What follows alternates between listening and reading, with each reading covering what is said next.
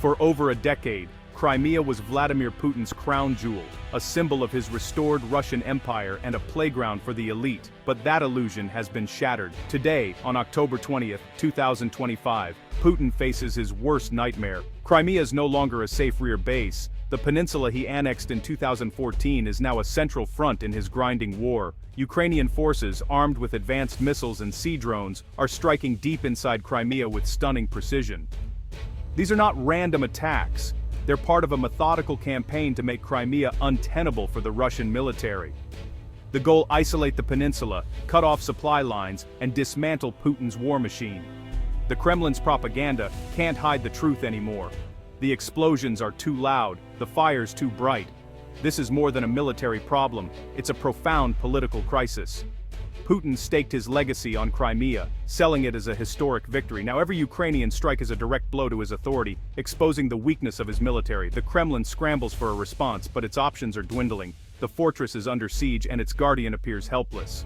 The crisis in Crimea is a test of Putin's entire regime. The narrative of Russian invincibility is crumbling. The image of a modern, powerful Russian military lies in ruins. As events unfold, we must ask, is this the beginning of the end for Russia's occupation, or the prelude to something even more dangerous? The answer is being written in the skies over Crimea. Ukraine's counter-offensive is a story of ingenuity and relentless will. Using Western-supplied weapons and homegrown tech, Ukrainian forces have flipped the script. They're not just defending, they're dismantling Russia's military in Crimea. Airfields, command posts, and logistical hubs have been systematically destroyed. The Kerch Strait Bridge, once a symbol of Russian control, is now barely functional. Russia is forced to rely on longer, more vulnerable land routes. Naval bases, especially the Black Sea Fleet headquarters, have suffered catastrophic losses. Ukraine has proven that no target is out of reach. The psychological impact is huge. Moscow knows it's not safe anywhere. Naval drones have revolutionized combat, sinking Russian warships and forcing the fleet to retreat. Long-range missiles like ATAC-MS and Storm Shadow allow Ukraine to strike with precision from afar. Military analysts are taking note. This is a new era of warfare. Ukraine's strategy isn't about dramatic pushes, it's a slow, methodical strangulation. By choking off supplies and destroying command structures, Ukraine is making the occupation unsustainable. The tide has turned, and the Black Sea is now treacherous for Putin's forces. The world is watching a masterclass in asymmetric warfare. For Crimeans, life has been turned upside down. The calm under Russian occupation is a distant memory. Air raid sirens and explosions are now part of daily life.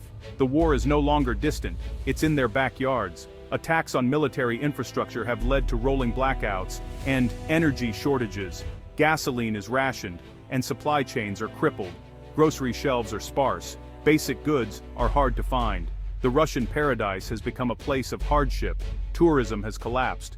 Beaches are empty and the local economy is in freefall. Many residents now question the price of allegiance to Moscow. The prosperity promised by Russia has vanished, replaced by the harsh reality of war. Fear and paranoia are spreading, with heavy police presence and crackdowns on dissent. Checkpoints snarl traffic, and men fear conscription. Crimea has become a grim, militarized camp. This is the new reality.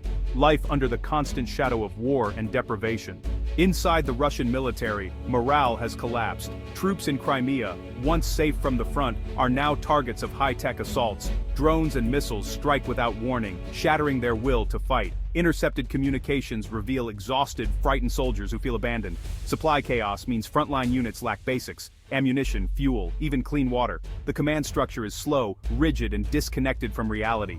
Infighting between regular units and mercenaries is rampant. The blame game is everywhere, eroding trust and discipline. The Russian military is being attacked from outside and rotting from within. This decay is the result of the Kremlin's flawed strategy, underestimating Ukraine, overestimating itself. The military is stretched thin, demoralized, and poorly supplied. This is not a temporary setback, it's a systemic failure. A military that can't supply or protect its soldiers is in deep crisis. Ukraine's strikes magnify this chaos. accelerating Russia's unraveling in Crimea. Ukrainian strikes on Crimea are calculated and strategic. Each target is chosen to weaken Russia's war effort. Fuel depots and ammo dumps erupt in massive explosions, starving Russian forces of resources. Naval targets, including the Moskva and other warships, have been held.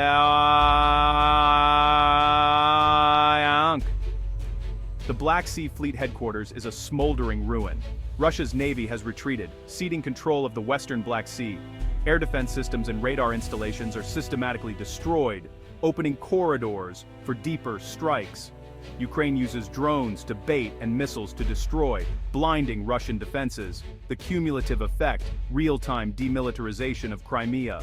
Ukraine is isolating the peninsula, making it impossible for Russia to use it as a staging ground. Each explosion is a step toward making the occupation untenable. Crimea is burning, and Russia's grip is slipping. Russia's chaos in Crimea isn't just from Ukrainian attacks, it's self-inflicted too. Friendly fire incidents are up, air defense crews have shot down their own jets. Paranoia leads to Russian units firing on each other, mistaking allies for saboteurs. Mishandling of ammunition and fuel by poorly trained conscripts causes accidental explosions. This unprofessionalism is a hallmark of an army stretched to the breaking point. These self-inflicted wounds waste resources and destroy morale. Russia's dysfunction is accelerating the collapse of its military posture on the peninsula. The Kremlin's grip on public opinion is slipping. The fires in Crimea are visible, and cracks in the facade are showing. Pro-war bloggers and ultra-nationalists are furious, not for peace, but for escalation. Their criticism is a direct challenge to Putin's leadership. Protests are emerging, especially from soldiers' families demanding answers. Mothers and wives are angry about poor conditions and the sense of being used as cannon fodder. These voices are hard for the Kremlin to silence.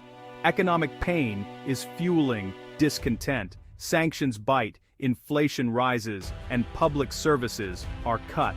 The promise of a better life under Putin is fading. The narrative of a besieged Russia is wearing thin as daily life gets harder. Quiet anger is spreading across the country, a political time bomb. The government responds with more repression, but you can't arrest a feeling. The failures in Crimea have exposed Putin's fallibility. He promised strength and delivered chaos. The social contract is broken. The cracks are widening, and it's unclear if the Kremlin can hold it all together. Ukraine's success in Crimea has changed the war's calculus. The question, will this pressure force Russia to negotiate or provoke escalation? Ukraine wants to negotiate from strength, making occupation untenable for Russia, but a cornered Putin is dangerous. He could double down, mobilize more troops, or escalate attacks on civilians. The nuclear threat, though likely a bluff, cannot be ignored. The world watches Moscow's rhetoric, hoping reason prevails. In the coming months, Ukraine will tighten the noose on Crimea. Pressure on Putin will build, from the front and within Russia. Will he seek a way out, or drag the world into deeper conflict? The fate of Crimea and European security hangs in the balance.